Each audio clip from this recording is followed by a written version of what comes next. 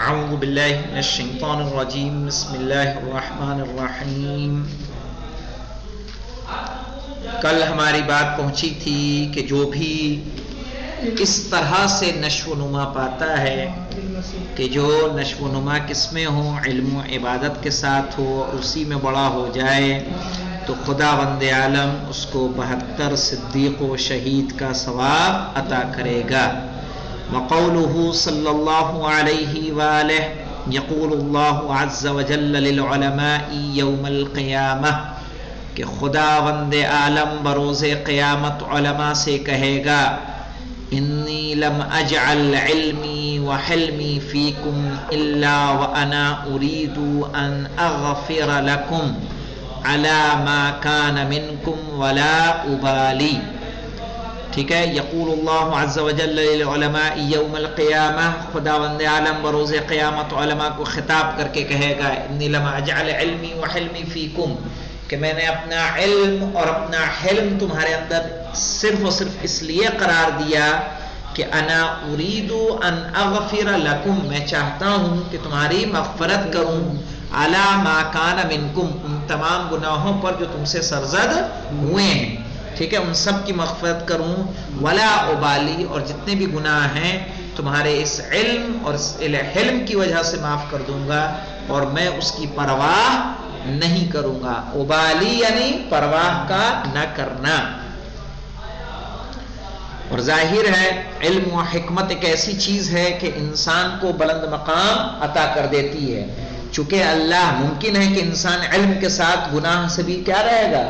زیادہ سرزد ہوں گے کہ کم سرزد ہوں گے، کم سرزد ہوں گے، ہے کہ نہیں ہے؟ اصلی علم کیا ہے؟ جب اس پر عمل کیا جائے،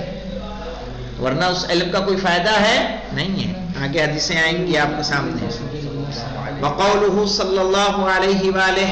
ما جمع شیء الی شیء افضل من علم الی حلم، کوئی چیز جمع نہیں کی گئی ہے، کوئی چیز جمع نہیں کی گئی ہے اس سے بہتر کہ علم اور حلم، یعنی جس طرح سے علم و حلم کو ایک ساتھ جمع کر دیا گیا ہے اس سے بہتر کوئی چیز اللہ نے ایک جگہ جمع نہیں کی ہے۔ جہاں علم ہوگا وہاں حلم و بردباری کا ہونا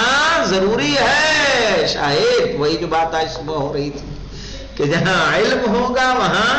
حلم ہوگا، یعنی آپ کا اپنے اوپر قابو، حلم و بردباری کس کو کہتے ہیں؟ یہی چیز ہے نا کہ آپ اپنے اوپر کتنا قابو کر پا رہے ہیں، ٹھیک ہے؟ تو جہاں علم ہوگا وہاں حلم ہوگا۔ کہہ رہے ما جمع شیء الی شیء افضل من علم الی حلم، اس سے بہتر اللہ نے کوئی چیز جمع نہیں کی ہے۔ قولہ صلی اللہ علیہ وآلہ ما تصدق الناس بصدقۃ مثل علم ینشر، کہہ رہے اس سے بہتر کوئی صدقہ نہیں ہے کہ جتنا بہتر علم کو نشر کرنا ہے، یعنی علم کو نشر کرنا کیا ہے؟ علم کا صدقہ ہے، علم کی زکات ہے۔ کما تصدق الناس بصدقۃ، ٹھیک ہے، انسان نے کوئی ایسا صدقہ نہیں تصدق کیا ہے، ٹھیک ہے، مثل علم ینشرو، مثل علم کے کہ جسے وہ نشر کرتا ہے، یعنی علم کا نشر کرنا علم کا صدقہ ہے۔ کہ آپ نے اگر کوئی چیز حاصل کیا ہے تو یہ سوچئے کہ اللہ نے ہم لوگوں کی توفیق کتنی بڑھائی کہ ہم لوگ بذریعہ اس حوضے کی برکت سے، اللہ کی برکت سے ہم لوگ کیا کر رہے ہیں؟ زیادہ سے زیادہ طلاب کو علم پہنچا رہے ہیں، الگ الگ زاویے سے، الگ الگ طریقے سے، ہے کہ نہیں؟ تو یہ اس کا احسان ہے، ورنہ علم کا نشر کرنا ابھی آسان کام نہیں ہے، کیونکہ بلانے پہ آپ کے کون آنے والا ہے؟ صحیح، کون آ رہا ہے بھائی کہ آپ بلا کے کسی کو سنائیں گے، اپنی بات بتائیں گے، کسی کو حق کا راستہ بتائیں گے؟ تو یہ تو اس کا احسان ہے کہ ہمارے پاس اتنے لوگ آ رہے ہیں اور ان کو حاصل کر رہے ہیں۔ کہہ رہے وقولہ صلی اللہ علیہ وآلہ وما اہدى المرء المسلم الى اخیہ ہدیۃ، کہہ رہے ہیں کہ کوئی بھی مسلمان مرد، ٹھیک ہے، مرد سے مراد کیا ہے؟ انسان، کوئی بھی مسلم انسان اس سے بہتر کوئی ہدیہ نہیں دے سکتا اپنے بھائی کو، من کلمۃ حکمۃ یزیدہ اللہ بہا ہدی، ٹھیک ہے، ایک ایسے تعلیمی کلمے سے کہ جس کے لیے اس کی ہدایت میں کیا ہو جائے، اضافہ ہو جائے، ٹھیک ہے، وَيَرُدُّهُ عَنْ رِدَا، اور باطل کو یا ردی چیزوں کو، بیکار کی چیزوں کو وہ کیا کرے، رد کرے، ٹھیک ہے، اس علم کے ذریعے سے۔ کیا بہترین ہدیہ یہ ہے مسلمان کا مسلمان بھائی کو کہ وہ کیا کرے کہ ایک کلمے کے ذریعے اس کی ہدایت کرے، ایک حکمت کے ذریعے اس کی ہدایت کرے، کچھ تعلیم اس کو دے تاکہ اس کا راستہ صحیح ہو جائے، درست ہو جائے، ٹھیک ہے، اور وہ باطل کی طرف جا رہا ہو تو اس سے بچ جائے، بیکار کاموں کی طرف جا رہا ہو تو اس سے وہ محفوظ ہو جائے۔ وقولہ صلی اللہ علیہ وآلہ افضل الصدقۃ ان يعلم المرء علما، ان يعلم المرء علما ثم يعلمه اخاه، بہترین صدقہ یہ ہے کہ انسان علم کو سیکھے پھر اسے اپنے بھائی کو سکھائے۔ یہاں بھائی سے مراد اپنا حقیقی بھائی نہیں ہے بلکہ تمام مسلمان بھائی ہیں کہ جو آپ نے سیکھا اسے آپ سکھائیے، اسے بتائیے، تب جا کے اس کا۔ تو اگر ان احادیث کی روشنی میں اگر ہم دیکھیں تو مثلاً اگر ہم علم کو سیکھیں اور ہم ایران میں رہ جائیں، علم کو سیکھیں ہم نجف میں رہ جائیں اور وہاں رہ کے صرف اور صرف ایک محدود دائرے تک اپنے کو رکھیں، تو مجھے بتائیے کہ اس علم کا ہم نے کسی کو فائدہ پہنچایا؟ نہیں پہنچایا، ٹھیک ہے، ہماری جہاں ضرورت تھی ہم نے اس کو استعمال نہیں کیا۔ ہمیشہ یاد رکھنا، آپ اپنا عمل کیجئے گا، پیسے کی فکر مت کیجئے گا، انشاءاللہ خدا آپ کو دے گا، ہر حال میں دے گا۔ آپ بس کام کیجئے، مجلس پڑھیے، چپ چاپ چل دیجئے، انتظار میں نہ رہیے کہ وہ کچھ دیں گے۔ آپ کو جو کام کرنا ہے وہ کیجئے اور کی کر کے چل دیجئے، ٹھیک ہے۔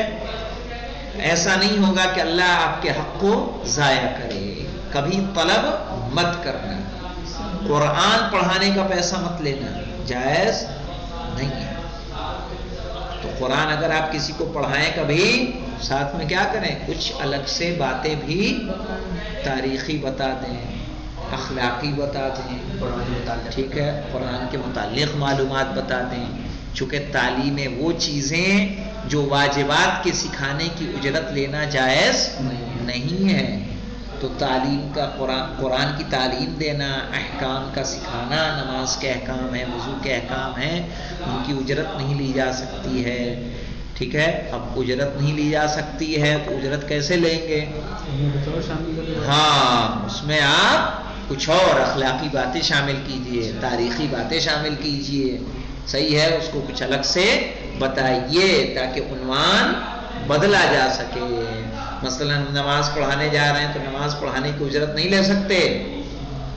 احکام بتا دیں، نہیں، اب احکام تو بتاتے ہی ہیں، وہ بھی کرتے ہیں، تقریر بھی کرتے ہیں، سب کچھ کرتے ہیں،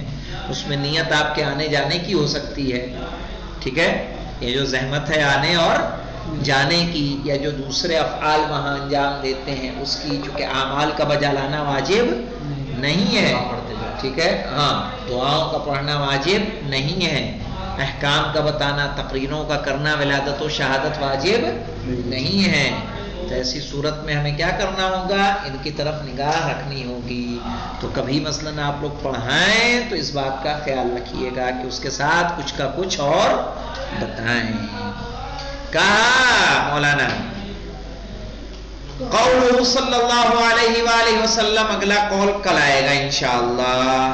ٹھیک ہے، العالم والمتعلم شریکان فی الاجر ولا خیر فی سائر الناس، کیا کہنے ہیں، سبحان اللہ، اس کو کل لیا جائے گا، والحمدللہ رب العالمین۔